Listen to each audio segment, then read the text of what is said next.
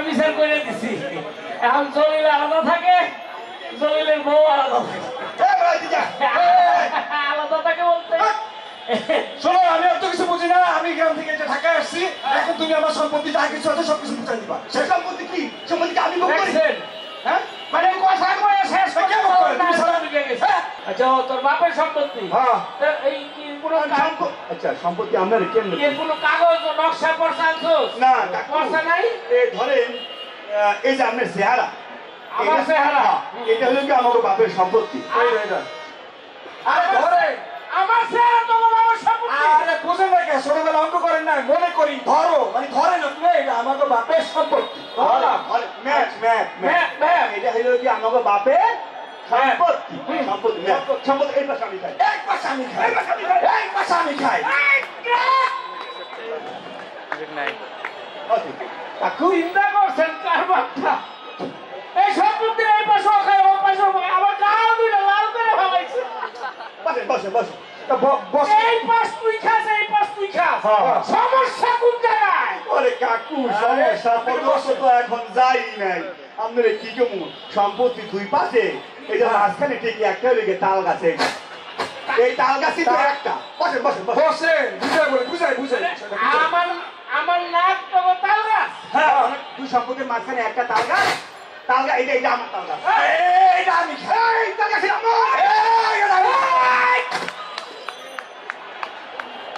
কাকু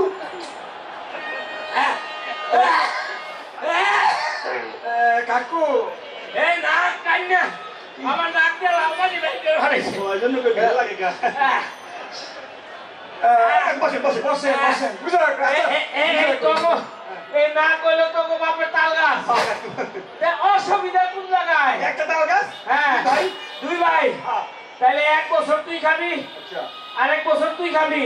আচ্ছা ঠিক আছে আরেক বছরের তাল তোর শাশুড়িকে সাইনে দিয়ে দিয়েছি ঠিক আছে ওই কাকু আপনি না তাল গাছের সমাধান করলেন কিন্তু সমস্যা তো আরো আছে কাকু আরো সমস্যা হ্যাঁ হ্যাঁ কোন জায়গায় সমস্যা এই তাল গাছের পাশে হ্যাঁ এই তাল গাছের পাশে এটা হলো কি একটা সরকারি রাস্তা এটা রাস্তা এখানে রাস্তা এখানে রাস্তার মধ্যে যে গাছ আছে সমস্যা নাই আগে কিন্তু এইদিকে একটা বেড়া ছিল আরে আল্লাহ বেড়া দিয়েছি এখন বেড়া নাই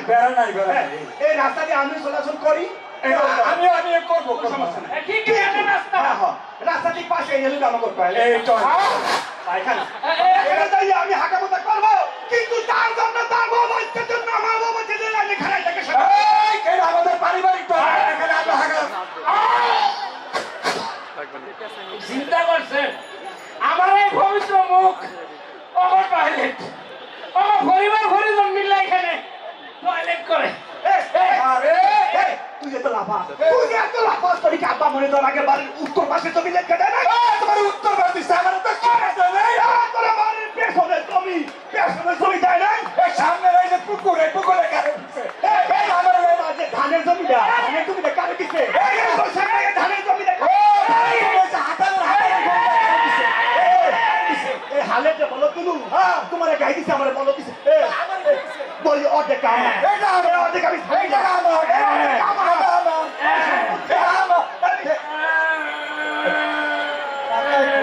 কাকু কাকা আপনি নিচে কে আছে কাকা আপনি নিচে কে কাকু ওঠেন আরে এটা কোন জায়গা আপনার বাড়ি কাকু এটা কোন জায়গা এটা এখন আপনার বাড়ি আর একটু পরে হেমায়তপুরে আছে হ্যালো মোবাইল আছে কেন একটা ফোন দিতাম কোন জায়গায় এই কবরস্থানে তোমার কি কয় তোরা আমার যে অবস্থা করছস আমি আর বাচ্চা দাওনে পাও নাই আমার একটা কবর বুকিং দেওয়া দরকার তোরা আমার মাইরে ফেলাইছস রে এটাই তো আমার বিচার হ্যাঁ আচ্ছা বুঝলাম তবে এই সম্পদের বিচার আমার পক্ষে করা সম্ভব না আমি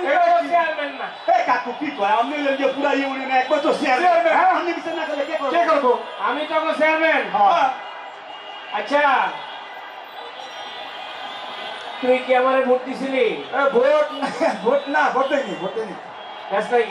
ভোট দেবো কেমনে ভোট তো রাইতে বেলা হয়ে গেছিল তখন তো বাইরেই না তুই কি আমারে ভোট দিছিলি আপনার কি ভোট দেওয়া লাগছে? বিগত 15 বছর আপনি 3বার চেয়ারম্যান হয়েছেন, আপনি কি একবার কেউ ভোট দেওয়া লাগছে? আপনি তো রাইটিং বোর্ডের চেয়ারম্যান। শুনছি আমার 10 বছর আগে যে দাদা মজা গেছিল, দাদাও নাকি আপনার ভোট দিয়ে গেছে। কারণ ভোট দেওয়া লাগছে। কারবারটা দেখছেন কাকু, আপনি রাইতের ভোটের হন আর মুদারের ভোটে হন চেয়ারম্যান হয়ে গেছে। সম্পত্তির বিচার আপনার করতে হবে, সম্পত্তির এই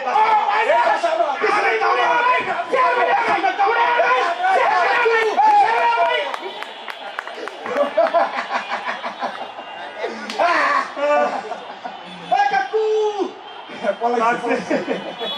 আসলে সমস্যা কি? কোনো সমস্যা নাই, আমরা দুই ভাইয়ের মধ্যে কোনো সমস্যা নাই। এই চেয়ারম্যান বিগত 3বার সে চেয়ারম্যান হয়েছে, একবারও জনগণের ভোটে হয় নাই, বিনা ভোটে চেয়ারম্যান। এই চিন্তা করলাম 5 তারিখের পরে তো বাংলাদেশে অনেক কিছু পাল্টাই গেছে, এই জন্য এই চেয়ারম্যানরে বিনা ভোটের চেয়ারম্যানকে কেমনে সাহায্য করে যায়, দুই ভাই একটু চিন্তা করে একটু হাতের উপর ঝাপসা মারিয়ে দিলাম। হ্যাঁ, তবে আপনাকে এলাকায় যদি এরকম রাইটের ভোটের চেয়ারম্যান থাকে কি করবেন আপনারা চিন্তা করেন? কাকু, কাকু